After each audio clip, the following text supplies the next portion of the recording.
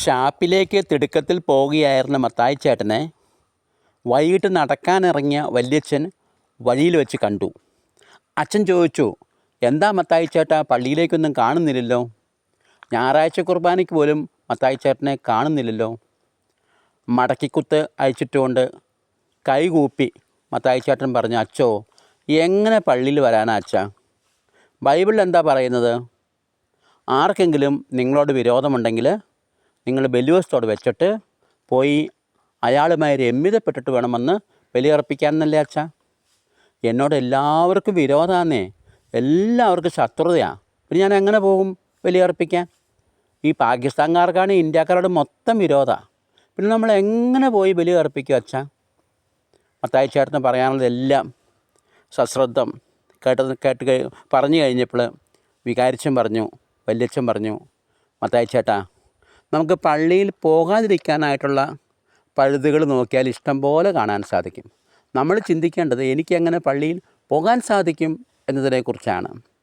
കർത്താവ് ഒരാത്മാവിനെ രക്ഷിക്കാതിരിക്കാനുള്ള വഴിയല്ല നോക്കുന്നത്, എങ്ങനെ രക്ഷിക്കാം, ഏതെങ്കിലും പഴുതുണ്ടോ എന്നാണ് കർത്താവ് തിരയുന്നത്. അതിന് മത്തായിച്ചേട്ടൻ ബലി അർപ്പിക്കണ്ട, അച്ഛൻ ബലി അർപ്പിച്ചോളും. മത്തായിച്ചേട്ടൻ അതിൽ പങ്കെടുത്താൽ മതിയല്ലോ. ഏതായാലും അടുത്ത ഞായറാഴ്ച ഒന്ന് വന്നു നോക്കൂ, ബലിയിൽ നിന്ന് പങ്കെടുക്കൂ, എന്നിട്ട് ആ ദൈവികാരുണ്യമൊക്കെ സ്വീകരിക്കൂ. ദൈവികാരുണ്യമല്ലേ പറയണത്? ദൈവത്തിൻ്റെ കരുണയാണ് നമുക്കെല്ലാവർക്കും ആവശ്യം. നമ്മൾക്ക് ആർക്കും കർത്താവിന് മുമ്പിൽ നിൽക്കുവാനോ സ്വർഗരാജ്യത്തിൽ പ്രവേശിക്കാനുള്ള യോഗ്യതയില്ല. എല്ലാം കർത്താവിൻ്റെ കാരുണ്യമല്ലേ? അതുകൊണ്ട് മത്തായിച്ചേട്ടൻ പള്ളിയിൽ വരുമ്പോൾ മത്തായിച്ചേട്ടന് ആരോടൊക്കെയാണോ വിരോധമുള്ളത്, അതല്ലെങ്കിൽ ആർക്കൊക്കെയാണോ മത്തായിച്ചേട്ടനോട് വിരോധമുള്ളതെന്ന് തോന്നുന്നത്, അവർക്കൊക്കെ വേണ്ടി പ്രാർത്ഥിക്കുക.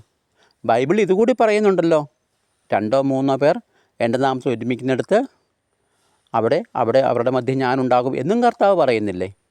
അപ്പോൾ പള്ളിയിൽ പോകാൻ നമ്മളെ പ്രേരിപ്പിക്കുന്ന, സഹായിക്കുന്ന ഒത്തിരിയേറെ വചനങ്ങളും ബൈബിളിലുണ്ട്.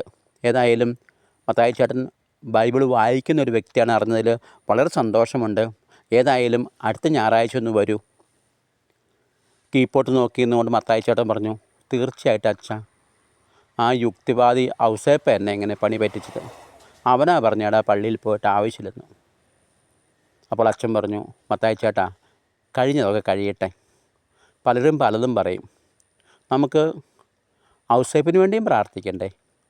90 ആടുകളിൽ നഷ്ടപ്പെട്ടു പോയതിനെ ഓർത്ത് 99 വിട്ടിട്ട് അതിൻ്റെ പുറകെ പോയ കർത്താവല്ലേ നമുക്കുള്ളത്. മത്തായിച്ചേട്ടൻ അടുത്ത ഞായറാഴ്ച ഒന്ന് വരൂ. മത്തായിച്ചേട്ടൻ പറഞ്ഞു, തീർച്ചയായിട്ടും അച്ഛാ, ഞാൻ തീർച്ചയായിട്ടും വരാം. അച്ഛൻ മുന്നോട്ട് നടന്നു. കുറച്ചൊക്കെ തിരിഞ്ഞു നോക്കിയപ്പോൾ കണ്ണീർ തുടച്ചുകൊണ്ട് തിരിച്ചു പോകുന്ന മത്തായിച്ചേട്ടനെയാണ് അച്ഛൻ കണ്ടത്. വീട്ടിലേക്ക് മടങ്ങിപ്പോകുന്ന മത്തായിച്ചേട്ടനെ.